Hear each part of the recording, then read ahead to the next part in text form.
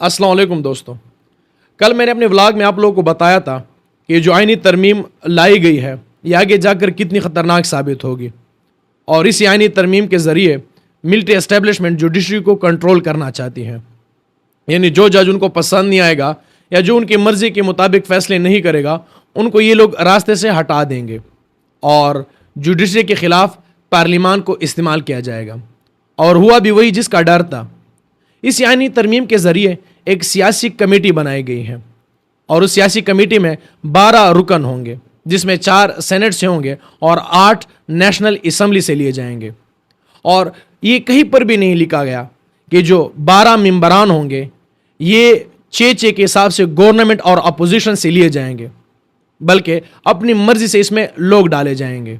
अब जब अपनी मर्जी से लोग डाले जाएंगे तो ज़ाहिर बात है इसमें ज़्यादातर लोग हुकूमती जमात की तरफ से होंगे, और कल भी हमने देखा कि मेजॉरिटी हुकूमती जमात की तरफ से थी। और वो लोग बैठे और इसी आइनी तरमीम के बाद उन्होंने 3 मोस्ट सीनियर जजेस में से किसी एक का इंतखाब करना था और फिर उसको चीफ जस्टिस नामजद करना था। 3 नाम आए, एक मंसूर अली शाह था, एक मुनीब अख्तर और एक जस्टिस याह्या अफरीदी थे।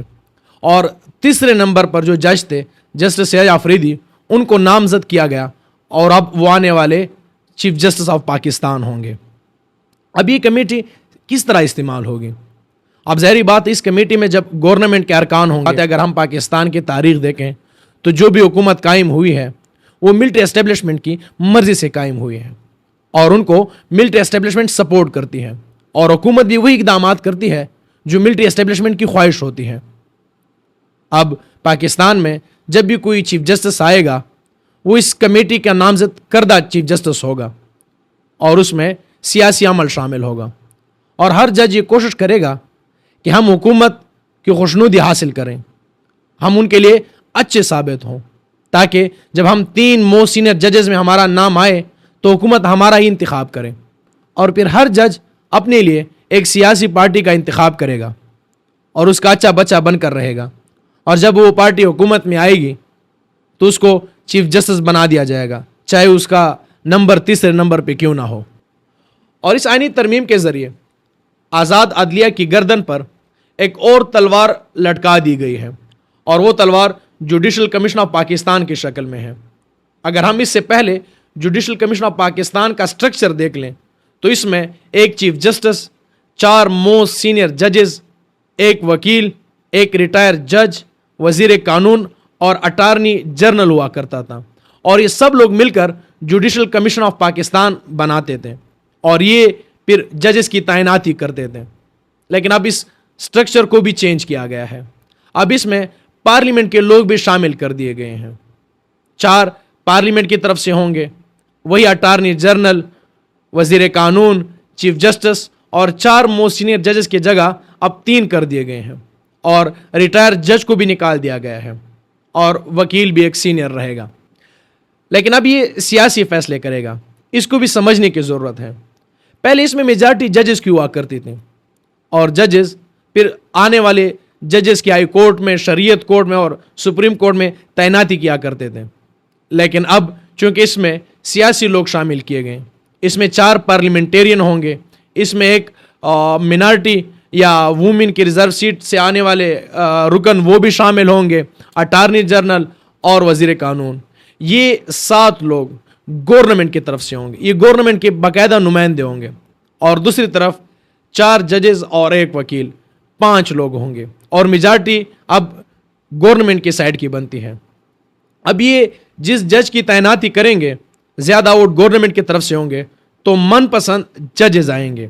और एक और ख़तरनाक तब्दीली की गई है, और वो तब्दीली ये है कि अब यही कमीशन जजेस की कारकर्दगी का जायज़ा भी लेगी।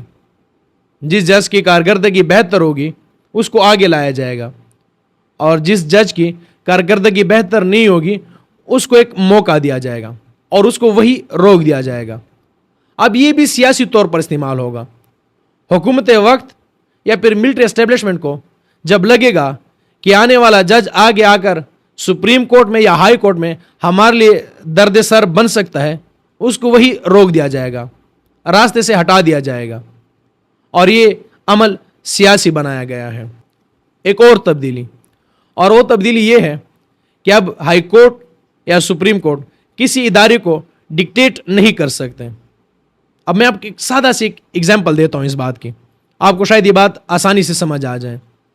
پاکستان میں اس وقت لوگوں کو اٹھایا جا رہا ہے, اور ایک کیس تھا جو شاعر تھے احمد فراد صاحب, ان کو اٹھایا گیا اور اس کا کیس جا کر اسلام آباد ہائی کورٹ میں لگا. اسلام آباد ہائی کورٹ نے کہا کہ اگر یہ شاعر ہمارے سامنے پیش نہیں کیا گیا تو ہم DGI اور IG کو اپنی عدالت میں اپنے سامنے کھڑا کر دیں گے. اور پھر اس وقت حکومت اور اسٹیبلشمنٹ کو لگا کہ یہ کھیل خطرناک بنتا جا رہا ہے, یہ عدالت ہمیں ہمارے جو ہیڈز ہیں ایجنسیوں کے ان کو اپنے سامنے بلوائے گی, ان سے سوال جواب کرے گی. تو انہوں نے یہ شک بھی ڈال کر اب یہ بات بھی ختم کر دی. اب یہ کسی ادارے کو ڈکٹیٹ نہیں کر سکتے, کسی کو جواب دہ نہیں ٹھہرا سکتے. اب جو شخص اٹھایا جائے گا اس کے لیے اگر آپ اسلام آباد ہائی کورٹ میں جائیں گے بھی صحیح, تو وہ کسی ادارے کو بلوا کر یا اس کے ہیڈ کو بلوا کر ان سے سوال جواب نہیں کر سکتے کہ بندہ کہاں ہے, ہمیں بندہ پیش کر کے دیں. اب جس جج کو چیف جسٹس بنایا گیا ہے وہ ہے یحییٰ آفریدی, اور یہ کریڈیبل جج ہیں, اس میں کوئی دو رائے نہیں ہے. اور ہم تب جا کر کسی جج کو کریڈیبل کہتے ہیں جب ہم اس کا ٹریک ریکارڈ دیکھتے ہیں. جب ہم اس کا ٹریک ریکارڈ دیکھتے ہیں تو کچھ فیصلے ایسے ہیں جو بڑے بولڈ فیصلے ہیں اور بالکل آئین قانون کے مطابق فیصلے ہیں, جس میں کچھ فیصلے بالکل سر فہرست ہیں. اور وہ پرویز مشرف کا کیس ہے, جب نون لیگ لے کر گئی ان کی عدالت میں اور یہ اس بینچ کی سربراہی کر رہے تھے, تو انہوں نے پرویز مشرف کا سب سے پہلے ID کارڈ اور پاسپورٹ بلاک کروا دیا تاکہ یہ ٹرائل کے دوران باہر نہ جا سکیں, اور جب تک فری اینڈ فیئر ٹرائل نہیں ہوتا یہ ملک کے اندر رہیں گے. اور جب سابق وزیر اعظم ذوالفقار علی بھٹو کا کیس لگا تو یہ بھی اس بینچ کا حصہ تھے. اور یحییٰ آفریدی صاحب کے دو فیصلے ایسے ہیں کہ جس کی بنیاد پر شاید تحریک انصاف میں کچھ خوف بھی پایا جاتا ہے, اور وہ دو فیصلے ہیں, ایک مخصوص نشستوں کا اور ایک 2022 میں ایک کیس تھا. 2022 میں پاکستان تحریک انصاف نے اسلام آباد کی ضلعی انتظامیہ کے ساتھ ایک معاہدہ کیا تھا اور پھر بعد میں وہ معاہدہ توڑ دیا. تو اس وقت کی حکومت سپریم کورٹ لے کر گئی اس کیس کو, اور باقی ججز نے تو پاکستان تحریک انصاف کو جانے دیا, لیکن جسٹس یحییٰ آفریدی نے ان کو کہا کہ ان کو شوکاز نوٹس ملنا چاہیے توہین عدالت کا. ان نے عدالت کی توہین کی کیونکہ عدالت کی سربراہی میں ایک معاہدہ کروایا گیا اور انہوں نے اس پر عمل نہیں کیا. پھر جب ان کے سامنے مخصوص نشستوں کا کیس آیا کہ تحریک انصاف کو مخصوص نشستیں ملنی چاہیے, تو یہ ان 4 ججز میں شامل تھے جنہوں نے اس بات کی مخالفت کی کہ یہ کیس تو تحریک انصاف لے کر آئی ہی نہیں, یہ تو سنی اتحاد کونسل کا کیس ہے, تو ہم یہ مخصوص نشست تحریک انصاف کو کیسے دے سکتے ہیں. لیکن اب دیکھنا ہوگا کہ مستقبل میں یہ جسٹس صاحب کیا فیصلے کرتے ہیں. اور یہاں پر ایک اور بات قابل غور ہے, وہ یہ کہ جب ان کی تعیناتی کی گئی تو 2 موسٹ سینئر ججز کو اگنور کیا گیا, اور وہ جسٹس منیب اختر اور منصور علی شاہ صاحب ہیں. اب یہ دیکھنا ہوگا کہ یہ 2 موسٹ سینئر ججز کس طرح ایک جونیئر جج کے انڈر کام کرتے ہیں, جبکہ یہ جسٹس منصور علی شاہ اور یہ ایک فرم میں رہ کر کام کر چکے ہیں. یہ ایک ساتھ وکیل تھے اور عطر امین اللہ صاحب بھی ان کے ساتھ تھے, لیکن اب بطور چیف جسٹس ان کے انڈر کیسے کام کرتے ہیں یہ تو آنے والا وقت بتائے گا.